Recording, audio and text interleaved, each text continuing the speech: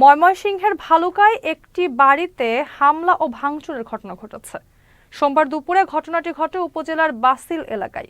ভুক্তভোগী পরিবারের দাবি, যুবলীগ নেতা কামরুজ্জামান পিন্টুর ইন্ধনে স্থানীয় জামান, লিমন, বাবলু, রাজন সহ অন্তত ২০-২৫ জন সন্ত্রাসী দেশীয় অস্ত্র নিয়ে অতর্কিত হামলা চালিয়ে বাড়ির মালিক রাসেল মিয়া, রওশন আরা আর আখি আক্তারকে জিম্মি করে ভাঙচুর ও স্বর্ণালংকার লুট করে। পরে হত্যার হুমকি দিয়ে চলে যায়। এ ঘটনায় মোহাম্মদ আব্দুর বারেক মিয়া বাদী হয়ে থানায় লিখিত অভিযোগ দায়ের করেন। মডেল থানার অফিসার্স ইনচার্জ শামসুল হুদা খান বলেন, পুলিশ ঘটনাস্থল পরিদর্শন করেছে, তদন্ত করে প্রয়োজনীয় ব্যবস্থা গ্রহণ করা হবে। লীগ সন্ত্রাসীরা এসে আমার ঘরটা ভাঙচুর করছে, আমাকে জিম্মি করে আমার ঘরের সকল মালামাল ভাঙচুর করছে, নিয়ে নিছে, এবং এইটার আমি সঠিক সুষ্ঠু বিচার চাই।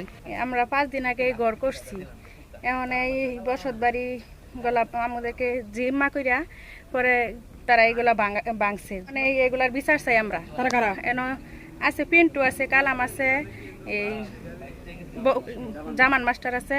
ঘর দর সন্ত্রাসীরা আইসা ভাঙ্গা চাইগা সব লুটপাট করে নিয়ে গেছে গা, আমাদেরকে জিম্মি করে। আমার হাজবেন্ডে মরার দশা, আমার হাজবেন্ডে অনেক মারধর করছে। তারা তাদের জমি বলে এটা, তারা যে ভাঙচুর করলো, তারা এখন জমি দখল করে না কেন?